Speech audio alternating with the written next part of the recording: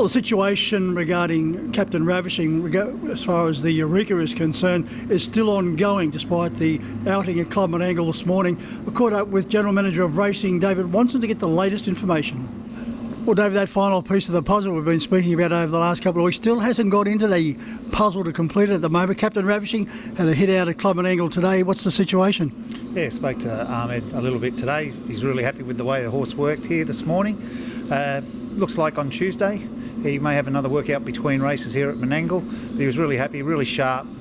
So maybe a little trial between races here on Tuesday just to put the finishing touches on him. When's the barrier draw done, David? The barrier draw will be inducted at the Contemporary Art Museum, Circular Quay at 9 o'clock. The barrier reveal will be at 9 o'clock on Wednesday.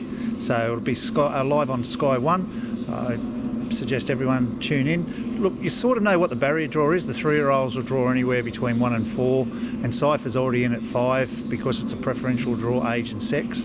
And then it's really important, those barriers from 6 through to 14. Really important, all emergencies are drawn into the field. It is only one line of 10 horses that will compete, but it's really important that all horses, including the emergencies, are drawn into the field.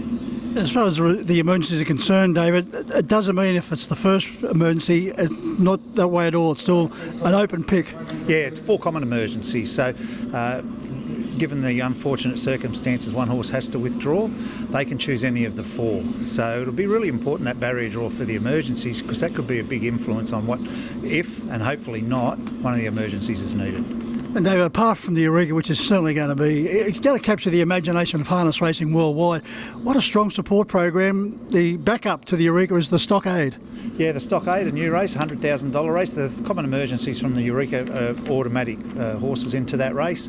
It's the same conditions, 3 and 4-year-old Australian bred paces over the 2400. We've already had inquiries from interstate just for that race, so there's just still 6 spots available. What a great, the Stockade to be sponsored by Bottle Mart as well. They're a new sponsor to come on board, so really happy with that. $100,000, it's not a bad consolation. And David, apart from watching these exciting group of 3 and 4-year-olds, we're going to see the established stars go around in the time-honoured Len Smith Mile. Yeah, Len Smith Mile usually captures the imagination of the people of Group 1 race around this time of year. It's sort of playing second fiddle at the moment, but it's sure to be a great race. I know a lot of Victorians are looking to head this way. There's a couple of Queenslanders once again. And I think that's incorporating in the whole meeting, that the people want to travel interstate, great races, but also be part of the Eureka program. Strong support also from Cobbity Equine with the New South Wales Breeders' Challenge finals. Yeah, Cobbity Equine doing a fantastic job. The amount of horses they're breeding, the stallions they've got, the mares that are there. Belinda does a magnificent job over there at Cobbity. We're really happy to have her on board with that. Also, Harness Racing New South Wales, their support of the Breeders' Blue, but there's $400,000 finals for the Breeders' Blue horses. It just pays to breed in New South Wales. We're catering for all ages, Dave. We've got the 2 and 3-year-olds going on display in those particular races as far as the Breeders' Challenge. And as we mentioned, the older horses, the established stars, Len Smith Mile, and this exciting brand of up-and-coming stars of the future going around in the Eureka. Yeah, look, it's really captured the imagination of not just the harness racing public, but sporting public, especially in this area. The interest we've received, we've got 7,000 or 8,000 people have just registered pre-registration. It's free entry, so you don't have to.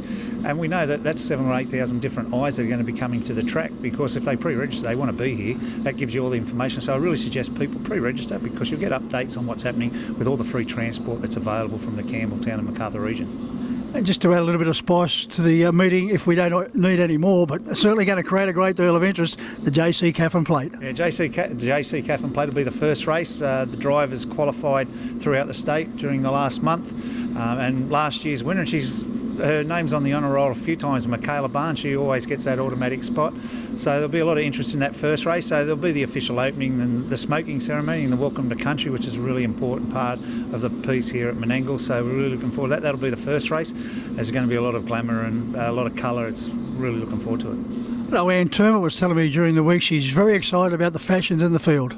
She loves the fashions in the field. The number one judge here, been the number one judge here for a lot of years. And so, no, looking forward to that. So please, once again, get to the website. If you think you look pretty good, register, and a lot of fantastic prizes for the fashions in the field as well.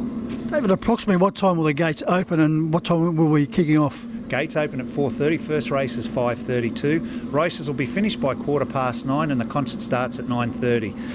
We've got a drone show that'll just be before the Eureka, which is going to be fantastic. I really suggest people that like those sort of things. We've seen them perform so well at like the Olympics, Commonwealth Games. I think the Everest did it last year as well. So we've got that display happening here during the night. We've got Ricky Lee performing the national anthem, Birds of Tokyo. It's just non-stop, wall-to-wall action all night. No matter what age, we're going to cater for everyone. Yeah, and there will be the food vans and all that, and looking after the kids, so there'll be plenty of entertainment as well. And we've got a DJ playing all night as well, so get the dancing shoes on, Mick. I'm sure you can dust them off. Mate, I've got 3 left feet. Yeah, I've got 4. Well, Dave, it's going to be a great night. Hopefully the weather will be kind to us, and we're going to have one night to remember here at Club and Angle next week. The richest race in the world for harness racing right here at Club and Angle. It sounds good, doesn't it, Mick? Yeah, the richest race in harness racing in the world right here at Menangle. Looking forward to it.